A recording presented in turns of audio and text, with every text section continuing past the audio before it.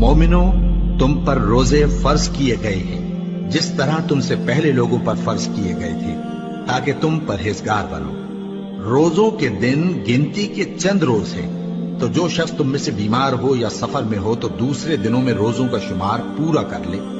और जो लोग रोजा रखने की ताकत रखें लेकिन रखें नहीं, वो रोजे के बदले मोहताज को खाना खिला दें। और जो कोई अपनी मर्जी से ज्यादा नेकी करे तो उसके हक में ज्यादा अच्छा है। और अगर समझो तो रोजा रखना ही तुम्हारे हक में बेहतर है। रोजों का महीना रमजान का महीना है, जिसमें कुरान अव्वल नाजिल हुआ, जो लोगों का रहनुमा है और जिसमें हिदायत की खुली निशानियां हैं और जो हक व बातिल को अलग अलग करने वाला है। तो जो कोई तुम में से इस महीने में मौजूद हो, चाहिए कि पूरे महीने के रोजे रखे, और जो बीमार हो या सफर में हो तो दूसरे दिनों में रोजे रखकर उनका शुमार पूरा कर ले। अल्लाह तुम्हारे हक में आसानी चाहता है और सख्ती नहीं चाहता।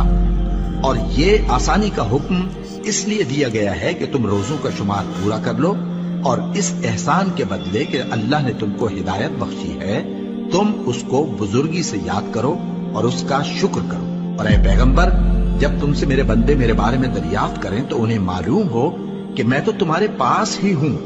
जब कोई पुकारने वाला मुझे पुकारता है तो मैं उसकी दुआ कबूल करता हूं। तो उनको चाहिए कि मेरे हुक्मों को माने और मुझ पर ईमान रखें, ताकि नेक रास्ता पाएं। रोजों की रातों में तुम्हारे लिए अपनी औरतों के पास जाना जायज कर दिया गया है।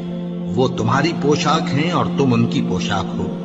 अल्लाह को मालूम है कि तुम उनके पास जाने से अपने हक में खयानत करते थे, सो उसने तुम पर मेहरबानी की और तुम्हारी हरकत से दरगुजर फरमाई। तो अब तुमको इख्तियार है कि उनसे मुबाशरत करो। और अल्लाह ने जो चीज तुम्हारे लिए लिख रखी है, यानी औलाद, उसको अल्लाह से तलब करो और खाओ और पियो, यहां तक कि सुबह की सफेद धारी रात की सियाह धारी से अलग नजर आने लगे। फिर रोजा रखकर रात तक पूरा करो।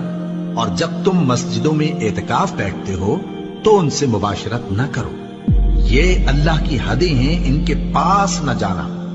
इसी तरह अल्लाह अपनी आयतें लोगों के समझाने के लिए खोल खोल कर बयान फरमाता है, ताकि वो परहेजगार बने।